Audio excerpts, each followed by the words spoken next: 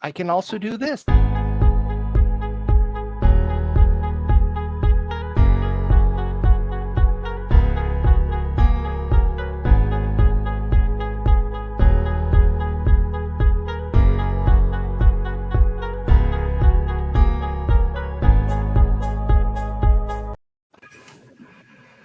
Welcome, everyone. That video was freezing a little for me, so I'm going to go ahead and get started. My name's Mark, and I'm here on behalf of Advanced Assembly and Royal Circuit Solutions. And I have a great lineup for you today. We're joined today by Mike Jouppi, Greg Ziraldo, and Herb Snogren. These are some of the industry experts you guys may or may not know of. Mike Jouppi literally wrote the book on IPC 2152. Herb Snogren is writing the book on ultra-HDI implementations. That's traces that are smaller than 50 microns and vias at about 75 micron diameter. And Greg Ziraldo, yes, that Greg Ziraldo. Maybe you guys have the Greg Ziraldo action figure or the Greg Ziraldo lunchbox. Personally, I love the Greg Ziraldo sandwich I find in the fridge at work. I mean, it's just the best. Mr. Ziraldo really does good work. With that, let me introduce my guests. Mike, would you like to go first? Tell us a little bit about yourself. Thanks, Mark. Sure. So I'm a mechanical engineer specialized in heat transfer.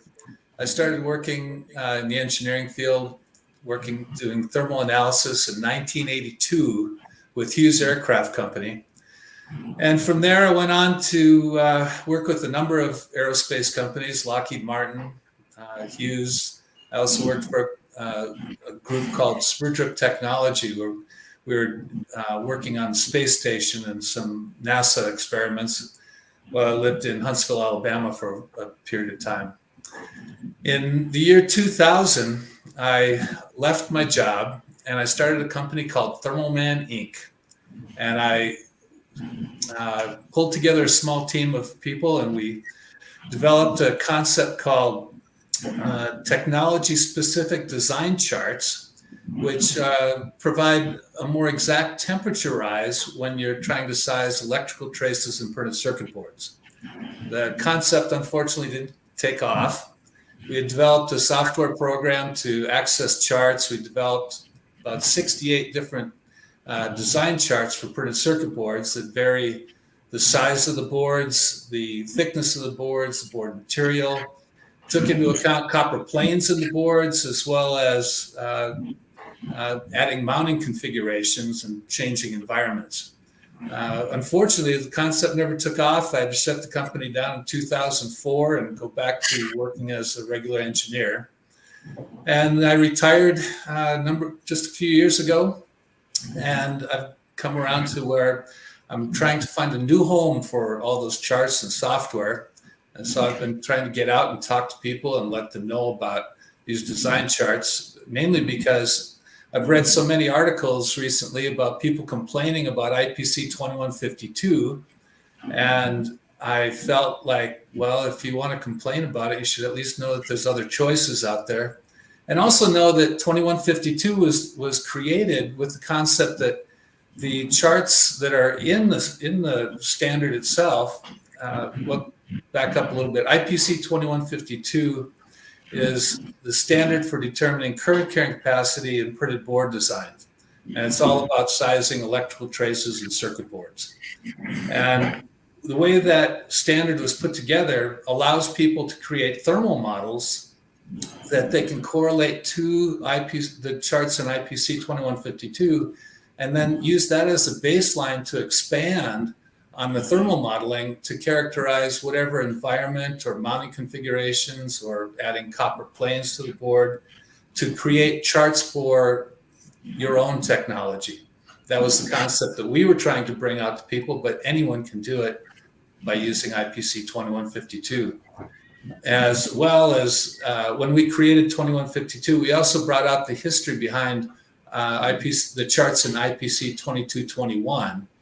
And once people realize what the charts in those two standards represents, that's a real key for helping people understand how to work with conductor sizing in their own designs.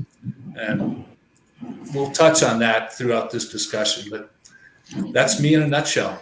All right, Mike. Well, it's always great when you find people who are passionate about the work. And, from what I know about you and our conversations, I don't think there's anybody out there with more passion and expertise about the subject than you. But if there is, they're on this call. So let's meet a couple of our other guests. Herb, would you like to go next? Sure. I'm Herb Snogren. I've been in the printed circuit board manufacturing industry for probably 45 years or so.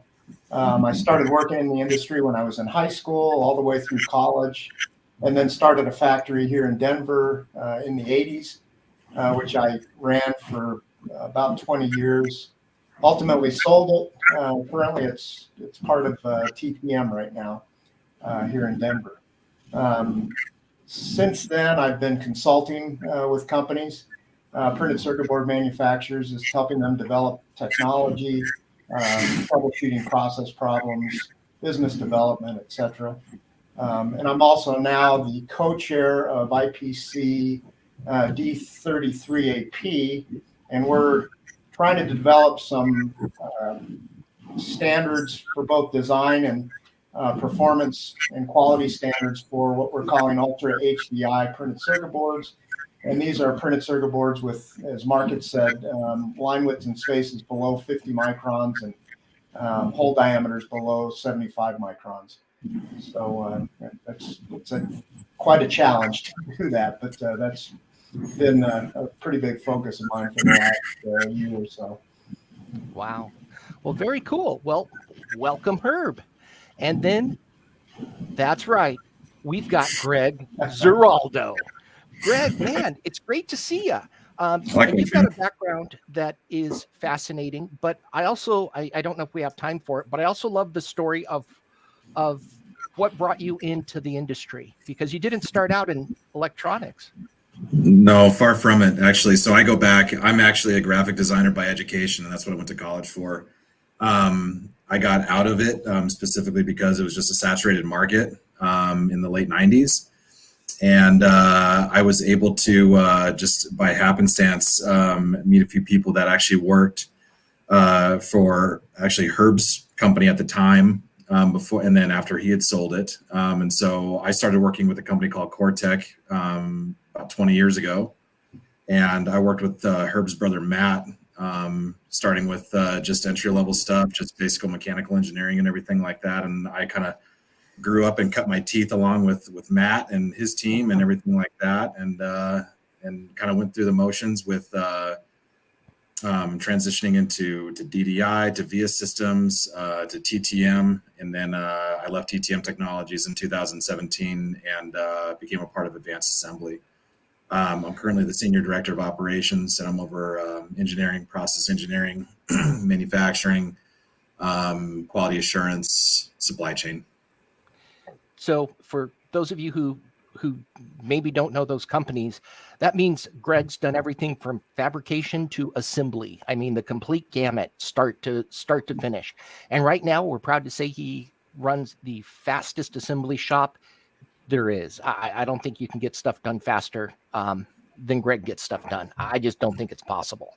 So, hey, it's great having all of you here. And it's also pretty amazing in the pre-show banter. We found out that, Greg knows Herb knows Mike.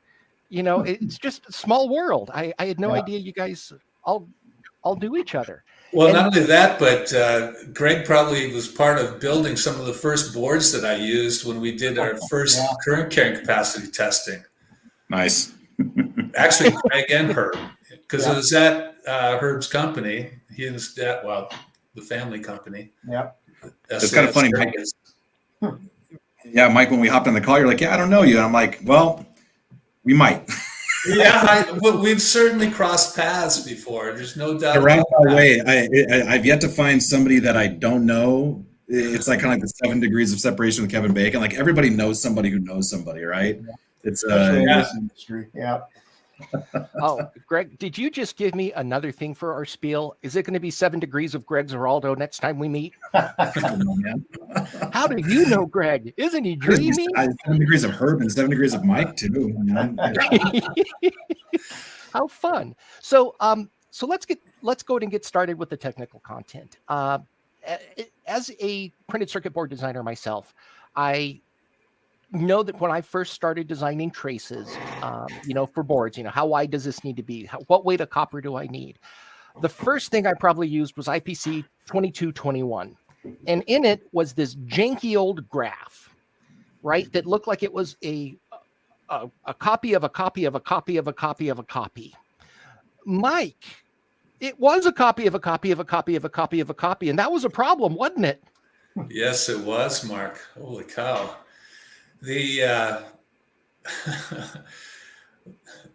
So to kind of put a stake in the ground for where all of the change started to happen was 1999. Actually, could have been 1998. And I was working on a spacecraft called Stardust, and I was working on the electronics for that spacecraft.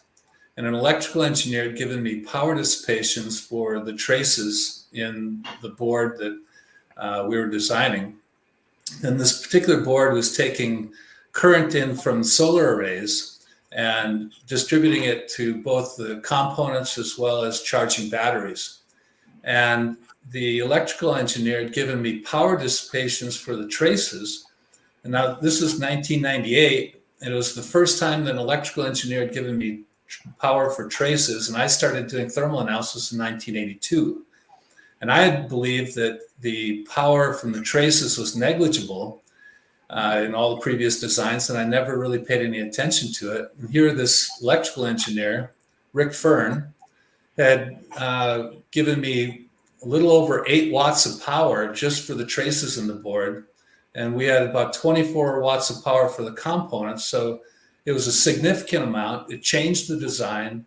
And had we not accounted for it, we would have been over-temping our parts.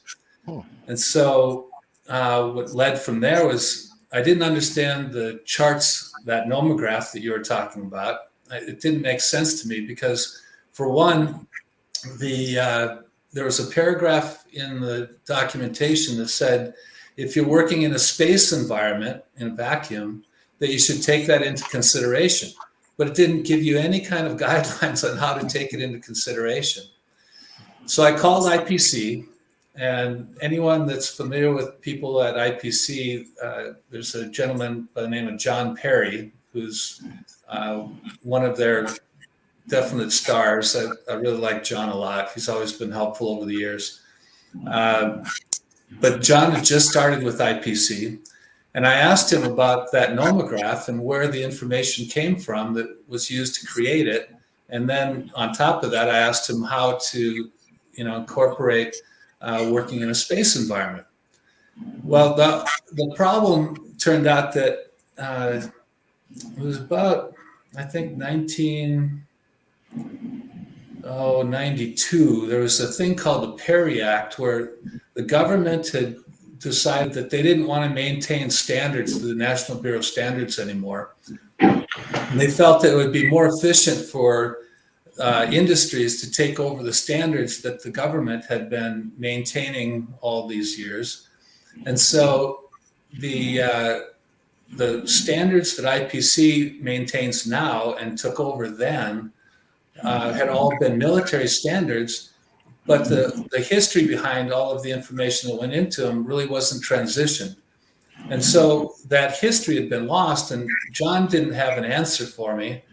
And on top of that, not many people really knew what the history behind those charts were. So the best John could do is he thought that there's an IPC technical paper, 117, IPC TM 117. It was written by a guy by the name of Dr. Jennings, who had worked at Sandia Labs.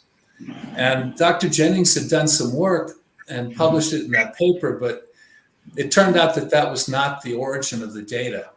And it wasn't for another 2 years after that point that I was in contact with a gentleman by the name of Jim Yo, who was the IPC Designer Council lead out in California.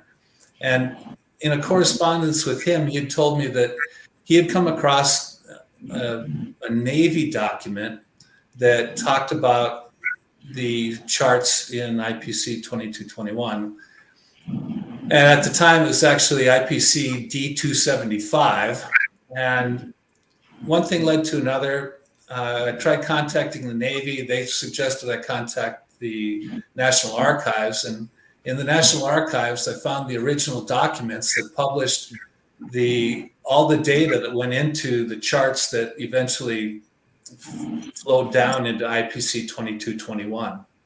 And once I got that, it shed a lot of light on where everything came from, why a lot of the testing that we had done didn't compare well with that, and it answered a lot of questions. The original data that was used to go into IPC 2221, those charts, they actually date back to 1956, and the National Bureau of Standards was requested by the Navy to go off and investigate this new technology called printed circuits. And so the guys at the National Bureau of Standards performed some testing, and they created a process for testing traces and circuit boards. And they tested a few dozen boards, put them all into these charts. At the time, they didn't have things like Excel to plot the data. So they had these handwritten graphs that they took out a French curve and drew the best fit line through. And that worked well. In 1956, all they had were two-sided boards. So those boards that they tested, and there was state-of-the-art materials. They had phenolic and epoxy and a lot of different materials that weren't really applicable to today's designs. And so in addition to these multiple boards, the boards they tested varied in thickness, and some of the boards had copper planes on the backside. Some of the boards had just traces. Some of them had copper planes on the backside. And when you take a look at the actual data that was used and collected to create these charts, you find that there's a mix of trace heating from all of these different boards where the thermal performance is really different, especially when you have a thin board with a copper plane on the backside versus a thick board without a copper plane and just traces. There's a pretty big disparity between what that temperature rise for the traces with and without the copper plane are, and also the distance from that copper plane to those traces when they're all powered up. And so that was very enlightening, showing not only the impact of multiple materials, but the copper planes, the different copper plane thicknesses, and the relationship between the traces and the planes. And that led us to develop very specific results that went into IPC 2152, where we controlled all of the variables. We only published trace heating in polyimide boards without copper planes. And we also tested traces that were internal as well as external. So internal traces, at various thicknesses. And then we did a number of studies with copper planes, but that did not get published in the standard. And what that does for you is gives you insight as to what the real temperature rise is just in a dielectric material, which does not represent many people's boards, but it's the most conservative and safe temperatures that can be published for a design community. The hardest part for everyone to try and use that standard is that, they say it does not represent their electronics, and that's very true. And that's why, in addition to publishing the charts that we did in 2152, we also collected all the thermal properties on the board materials that we tested, and we included that in the standard. So the thermal conductivity in the X, Y, and Z plane of the polyimide boards as well as the specific heat and density, which can be used for characterizing the transient response of trace heating, which is also very nice to have when you have to deal with high current pulses and also any kind of transient effects, and gives you a nice baseline for comparison and getting started really understanding trace heating.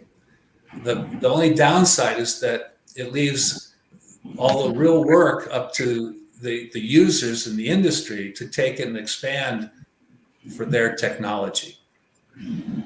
So to summarize, because that is absolutely a fascinating story. It's a mouthful too, isn't it, Mark? I'm just glad it was your job to say it and not mine. I know. To summarize, IPC 2221, which has been in the industry forever, and parts of it are still in use, I think, just not the parts about trace heating, is wrong. It was created back in the 50s with a wide variety of data that very poorly controlled experiment, and just through institutional inertia, we just let it move forward all the way up into, what was it, 2012? 2009 is when we published 2152. So 1950 to 2009, engineers have been designing boards based on that, which is just, I was one of them. My gosh. Well, it created chaos in my mind. No one knew what the trace temperatures really represented, and if there was ever a problem, and you went to look at, especially internal traces, the chart for internal traces in 2221 is only half the current from the external traces. It doesn't even represent data. And, it's not that it was, poorly put together. It's just that people lost what it really represents. Yes. And if you understand what it represents, then you can think with it. And that's part of why I'm coming out and trying to talk to people. Quit beating it up, go out and study it and create something better. I like that attitude, Mike. That's the right attitude. By the way, we don't really know how many viewers we have out there in TV land today, but if you do have any questions, if you could leave them in the comments in the YouTube chat, they will show up on my end, and I can ask our experts as we go through this stuff. So 1950 to up to 2009. Then you went out and you did a limited run of data, empirically collected data that got turned into the data that appears in IPC 2152. And that's what supplanted the IPC 2221 as far as the trace heating and current goes. Wow. What do engineers... Let's see. What engineers do you think need to understand this the most? Which PCB designers? Is there a specific field, medical, downhole, aerospace, that you think specifically need the information that you're sharing today? I think the people that benefit the most from it are those that are dealing with any kind of high current, which is a good segue into the heavy copper. Because really, so what I would do for designing the electronics that I was working on was I would ask the electrical engineers to put together summarize all the power being dissipated by the traces. So ever since that electrical engineer, Rick Fern, had given me powers for the traces, that was a standard process from that day on for the rest of my career working on electronics. And the key there was to identify where the power was in the board and where the concentrations of power were. And so the electrical engineer would then give me a map of the board and circle the areas where the power losses from those places were. And then I would incorporate that in my thermal analysis and then manage it that way. Okay.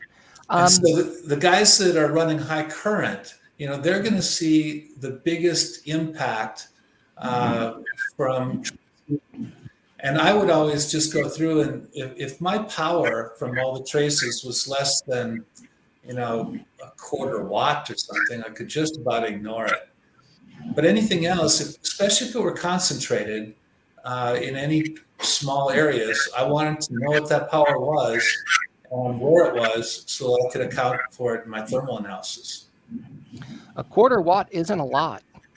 No, but if it's concentrated in a small area, it can create a pretty significant temperature rise, especially if there isn't much copper in that area. Interesting. Okay. Well, Mike, don't go anywhere. Let's turn to our heavy copper experts, and and I don't know who wants to take this, Greg or Herb, but let me give the question first. What is heavy copper? How do you define it, and how do you use it in your designs? Just broad strokes. Who wants that one? Well, I can start, I guess, just from the printed circuit board design and manufacturing side of things. We would consider heavy copper anything over 2 ounce, so 3 ounce, 4 ounce, 6 ounce, and higher. It could even be an embedded heat sink of some sort, but typically it's copper foil that's on layers, inner layers on the circuit board, could be outer layers that are in excess of 2 ounces. And from a design standpoint, the designers need to, for manufacturability, just realize that you can't design around 1 ounce and 2 ounce line width and spacing design rules. So you've got to adjust your design rules for those copper weights. So you're going to have wider lines, wider spaces, where we're going to be using pre-preg because the copper is so thick. You've got to allow for enough dielectric spacing for us to put enough pre-preg in there when we do our stack up and multi-layer lamination. So those are kind of the big things. And the boards, they're not hard to build necessarily if they're designed correctly.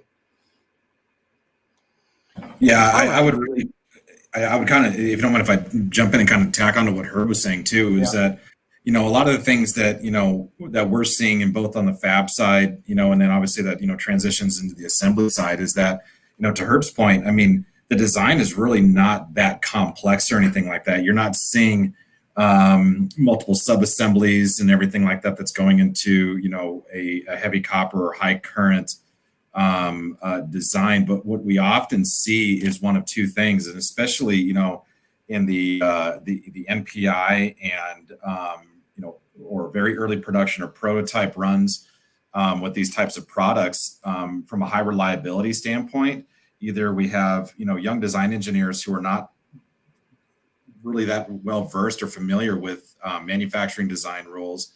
They're designing things that are, to what Herb said, half ounce and 1 ounce designs, but they need it to be in 2, 3, 4 ounce designs and everything like that. And they're just very conflicting with each other, and ultimately they just don't work. So there's wasted time, wasted money, and frustration, both on the manufacturing side and also to the customer too, and trying to figure out where these things are happening at. That's really understanding from a design rule standpoint of how your board is going to function and what it's actually going into. And I think a lot of people are disconnected from that. And that's just from what we see with our customers, with our engineers, and not really understanding the full gamut. People don't understand that, in order to etch through 2 ounces of copper, how difficult that is. If you need to plate up, to, 4 ounces or 6 ounces or something like that, and then you have to etch through it. Just what is compromised at that point. And I think that's one of the biggest things that falls to the wayside. So there's a huge opportunity for customers, design engineers, et cetera, to start looking at things like that. Yeah, and there are certainly different design rules that you need. Are there any assembly issues with heavy copper that come to mind? Absolutely. Not necessarily issues if you're prepared for it. From just like with manufacturing the bare fab with heavy copper, usually it's really just kind of a retune of a reflow profile and understanding the components that are being placed on there. Typically with heavy copper, You have components that are placed on there that can handle a longer dwell time with the rework machine, longer dwell time, and with your reflow profile and everything like that. But oftentimes too, just like I said with fab, customers are placing very sensitive components that are not able to withstand a heat profile, a thermal excursion, through that, and ultimately they fail, either immediate or latent. There's always some type of issue with that. And so I think that that's where, again, not necessarily a misunderstanding, but just, a real education on what's going to work and what's not going to work. A lot of this is kind of baptism by fire, especially with the engineers and customers that we work with. There's some people have a really well vetted out design that's, historically worked great. But, we see a lot of, the younger, companies, the startups, the private small, space subcontractors and stuff like that, the downhole contractors, just high reliability in general. They're not as well versed as the guys who've been in it for a while. And so we ultimately see those designs typically not go through the manufacturing process as easily. And then the customer also even experiences, either immediate or latent failures a lot quicker. And I can kind of add a little bit to that too, because of the thermal mass of these kind of products with heavy copper, which requires the assembler to change their profile. We would have the same issue in manufacturing if the customer specified a melting metal as the final finish, for instance, hot air level. And so if we have to hot air level a board with multiple layers of, say, 4-ounce copper, our dwell time in the hot air leveling and preheating of that product adds, a significant thermal cycle to the product, which reduces the useful life, the reliability life of the product. So it's really ideal not to specify hot air level or tin lead reflow on a heavy copper board, just to eliminate that extra thermal cycle, which is pretty abusive. Yeah, absolutely. I mean, even with the, the kind of the points that I was making were just, very specific to SMT manufacturing. You look at, through-hole process and that operation, it's, you have customers that, you have, a plated through-hole. There's a large lead that needs to go through it. It's going to go to a giant capacitor, or something like that. And, they're requesting things that are basically impossible to do. They want 100% fill in the through-hole, because that's what they've been told that they think that they need, not really vetted out by what is actually required or what the material can actually withstand. If you're going to sit on a selective solder machine, or there's a technician actually, using a hot air gun or a soldering iron, you're never going to get that fill. And ultimately you're going to be burning the barrel and cracking things long before you ever get that fill that you think that you need. So really looking at what you think you need versus what you actually need is so inherently important at that stage. Crazy. Mike, I want to come back to you for a second. So I'm hearing a lot from Greg and Herb that, going to heavy copper, so making thicker copper layers can be a problem. But I've also got the choice to make my tracks wider, correct? Oh, you're muted, my friend. That might be there. Well, I got you. Okay, I unmuted you. Then we're good. We're good. So what are the trade-offs before going, wider traces versus thicker traces? Well, I think it's primarily up to the designer and the amount of space that they have. The cross-sectional area is kind of what you're targeting for temperature rise, but with the charts the way they are, you're only getting a conservative estimate as to what the temperature rise is, and it's really doing somewhat of a disservice for any of the high current applications to try to use the IPC standards as they are. So, it really comes down to managing the power in the design. And when you have high power, it really comes down to how much copper you have in the board and the pathways for that copper out to wherever you're mounting that board. For example, a lot of the boards that I helped design were 6 inches by 8 inches, and varied in thickness depending on how many layers. And we'd have anywhere from 16 to 24 layer boards of all 2-ounce copper. And, I listened to what Greg's talking about there, and I always felt bad about, our designs. When we throw them over the fence to the poor manufacturing folks, I knew it was going to be a bugger to try and solder those parts onto the board. And, I'd hear these nightmare stories about people working out on the assembly line with hot plates and these copper slugs that were sitting on the hot plate and then touching the board. And, I had a concept where I wanted to put traces in the board around the areas that required some of the tougher soldering problems that were on the design. Actually incorporate traces that we could just power up to do the preheat.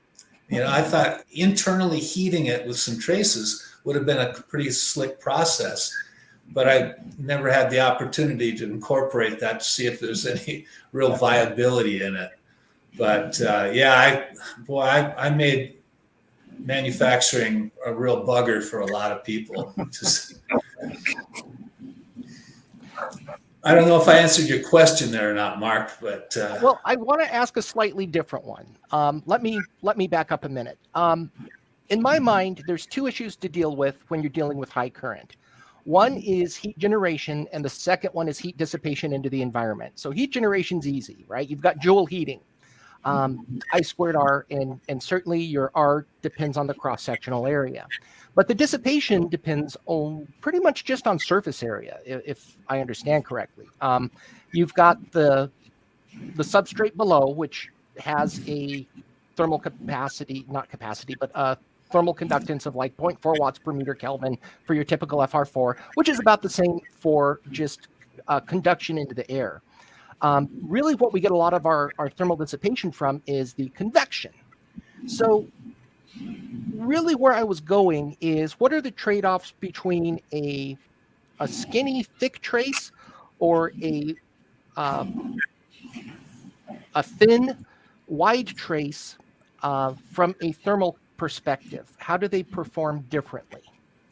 Well, when you take a look at the different copper weights, you'll see a small variation in the temperature rise for the same cross-sectional area. So, whatever the cross-sectional area is for a thin copper, it's going to be a lot wider. And the thicker copper is going to be a narrower, taller trace. And there's only a small variation between the extremes, and it may be about 3 to 5 degrees C from the thinnest to say 3-4 ounce. So the temperature rise there isn't it's enough for me to pay attention to, but for most people it's not that big a deal. What's really making the difference on trace temperature rise are the internal copper planes, and where those copper planes, how solid they are and where they extend. And if you have a copper plane, just one dielectric spacing away from these hot traces, the temperature rise of that trace drops significantly. It has the potential of cutting it in half. And especially if you can then couple that copper plane to wherever you're mounting the board. So you've got a direct path from the board to whatever you're mounting to. Whatever you're mounting to is what you'd consider a heat sink. Most boards are not suspended in air, which I failed to point out. The test standard for 2152 and the testing that was done for 2221 all represent boards that were suspended in air. So there was it was basically just what you were describing. The energy had to conduct out through the board and then just through natural convection, dump that energy to the environment. And in those cases, radiation, unless you've got real high delta T's, real high temperatures, the radiation losses are not all that significant until you get up into delta T's of 60, 80, 100 degrees C delta T's. Below that, in the 10, 20 degrees C rise range, radiation doesn't have as much of an effect. And convection, you're comparing thermal properties. The dielectric material is about 1,000 times worse than copper. So any copper that you can get near your conductors is going to help spread the energy that's being dumped from that conductor, from those traces, out into those copper planes. And the copper planes do a remarkable job of spreading that heat out, lowering the delta T's, and then getting that energy eventually out to wherever you're trying to sink it to, or to the air, if that's all that you've got is an environment to dump that energy to. All right. Thanks, Mike. Now, I've got one other question for you, and then we can start wrapping this thing up, and as long as there are no user questions out there. A lot of engineers have a pointless battle over whether or not they should, have right angle traces for high-speed designs. And my rule of thumb is, unless you're worrying about the dielectric material that you're running on, you don't even need to consider that. Except, I've always wondered, when you've got a sharp right angle turn in a trace, for this, pretend this is a big copper trace and not a heat pipe for a second. Wouldn't the heat accumulation on the interior of the trace be greater than on the exterior? Is that ever a concern? The energy flows out from those conductors, and what you'll see is, a closer vicinity between, the two sides there. Instead of being all stretched out, you've got a little bit more of a concentration around that bend, but it's going to be pretty negligible, just from steady state conduction type of problem. One of the groups that I worked with early when we first started looking at current capacity in traces was a research lab that was doing extremely high speed. And the thing that they were most concerned with really was the surface roughness of the traces. And they found that for high speed, the current wants to flow through the smoothest parts of the copper. And it almost, if you look at the rough profile, on a board side, on the dielectric side that the copper is plated on, and you look at how rough that is, they were telling me that the current didn't like flowing in that area. So when you start looking at the cross-sectional area for high speed, you have to look at the skin effects and where that current's really flowing. And then for high speed, you start to see some high density power accumulating in the skin segment of whatever you're flowing that high-speed current through. And that was kind of neat. That is kind of neat. All right, gentlemen. Well, let's go do a round here because we haven't heard from Greg and Herb in a minute. What are some things that you wish designers knew that would make your jobs easier? And for the people out there watching, remember, Herb focuses mostly on fabrication right now, Greg on assembly, Mike on design. So what do you think engineers would benefit from knowing? Well, I'd like to chime in, and it kind of relates to what Mike was talking about, getting Sure. out of the board through an adjacent plane or adjacent conductors, out to either a heat sink or just out of the board. And vice versa, getting heat from a component down through the board into a plane to dissipate that heat. And a lot of customers on heavy power boards or components that generate a lot of heat use thermal vias. And there seems to be a lot of designers are using conductive epoxy hole fill on these thermal vias, I think inappropriately, because they're electrically conductive, but they are thermally conductive, but they're not that thermally conductive. And so we do see a lot of designs, with a thermally conductive epoxy fill. When you talk to the customer, they're being used as thermal vias. It's very expensive. And I think you get a way bigger bang for your buck on those thermal vias if we just plate some extra copper in the hole. Instead of 1 mil, we can put 2 mils, we can put 3 mils, selectively plate those holes.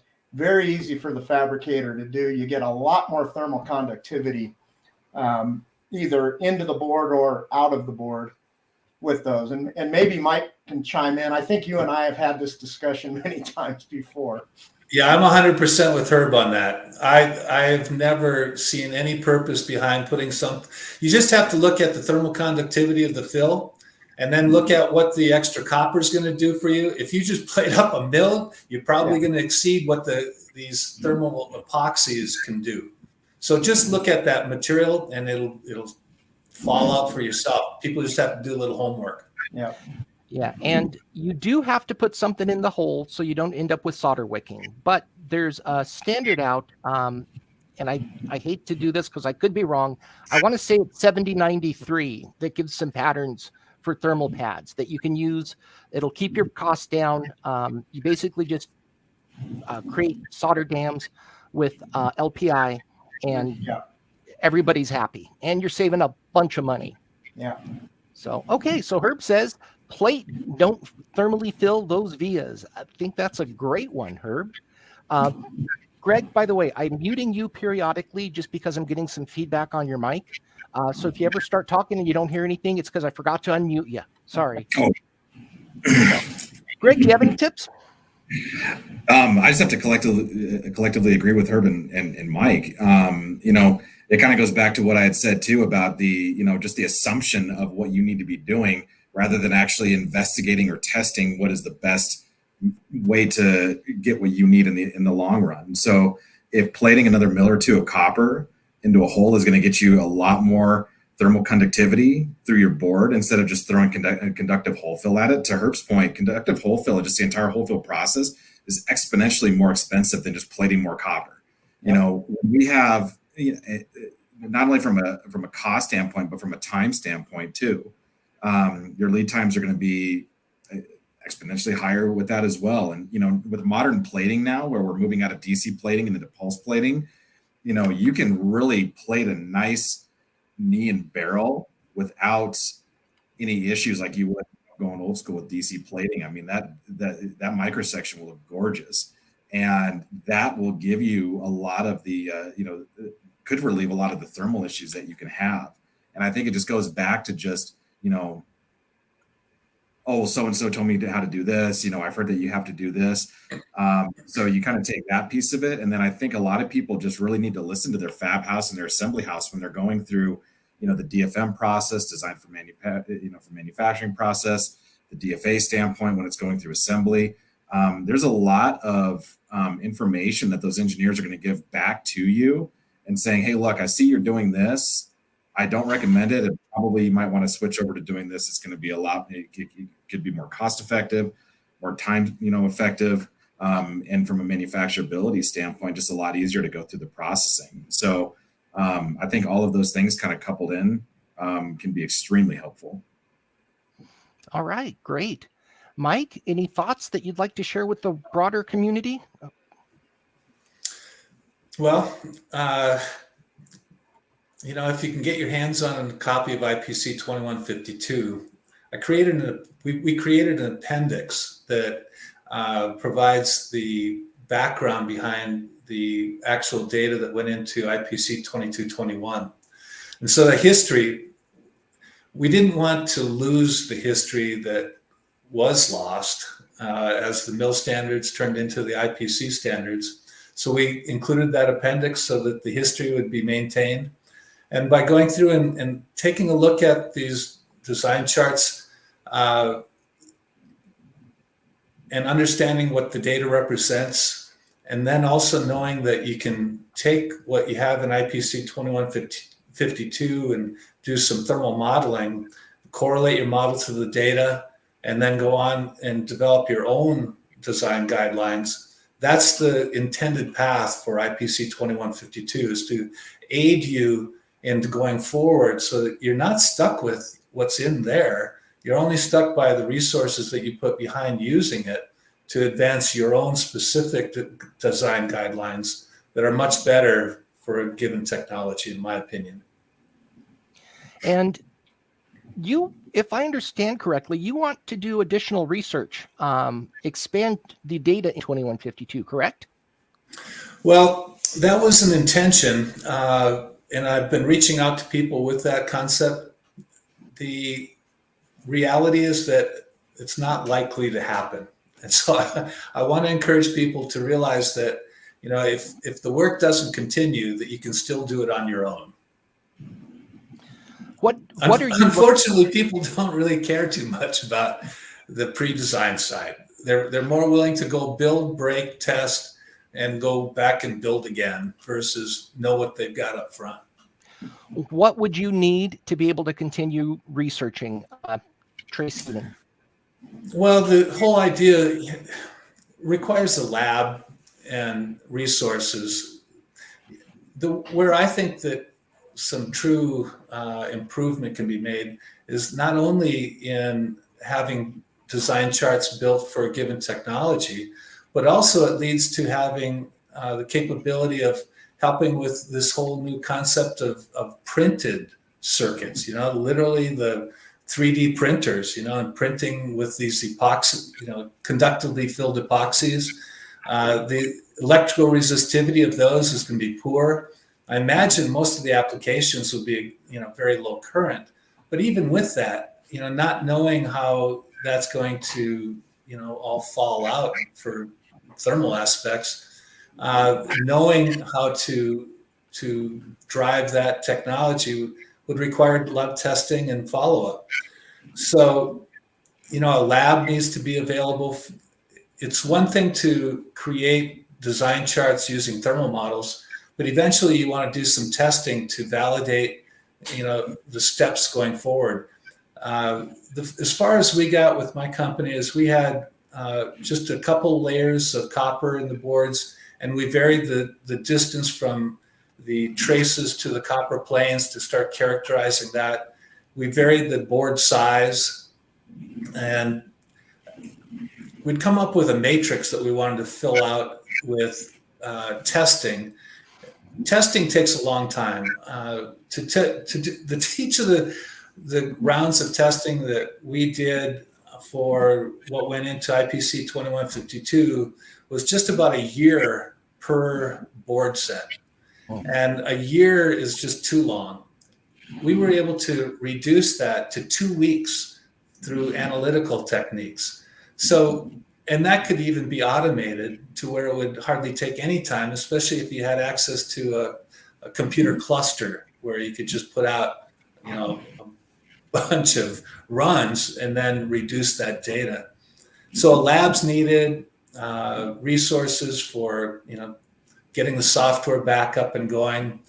The charts themselves as they are pretty useless. That's why we developed a software application to access, those charts and make more sense of it. In addition, we added parameters such as power and power density, not just, the power at, initial conditions, but the power at the full steady state temperatures. Because, when you're powering up a trace, as the copper heats up, its resistivity changes, and you're actually dissipating a little bit more power at your final steady state temperature. So looking at power and power density gives you huge insight, and that's where I wanted to take it a little bit further so that we could characterize the power density in things like wagon wheels. Wagon wheels just scare the heck out of me. On when you've got a copper plane and you have these little fuses in the design, characterizing those back to looking at power density and relative to what it's related to. What if it's tied into a nice copper plane? It's one thing, but if you don't have a lot of copper around it, then that's another. And knowing what the temperature is going to actually be like. From a high density perspective relative to the copper surrounding it was another area that we wanted to go down, because then you also can have a way to thermally manage neck down areas and embedded resistors and characterize how much power you can actually handle in a given area around some of your high processors, high I/O processors. So yeah, it just requires some resources for the software development, board testing, and the further development of technology-specific design charts. Well, you never know who's out there watching. Maybe somebody who has the ability to, give you a computer cluster like Autodesk or Google or Facebook, or there are people out there that have them, and maybe we're lucky enough to have somebody on the line. I doubt it, but you never know. And what we're going to do with this wonderful conversation is put it on our YouTube channel. We'll make it available, and then we're going to send it out through all of our social media channels so that this reaches even more people. And maybe some of those people will be kind enough to share with the right people, and maybe a little bit of internet networking, and the entire industry can benefit from better data, better models. That would be my hope. So, Mike, thank you so much. Greg, thank you so much. And Herb, thank you so much. Anything you guys want to say before we call it quits? Thanks, Mark. Oh, thank you. It was enjoyable. Yeah, it was a lot of fun. All right, folks. We'll see you all next time at either royalcircuits.com/blog or advancedassembly.com/blog. Take care. Bye. See you later. All right, we're done.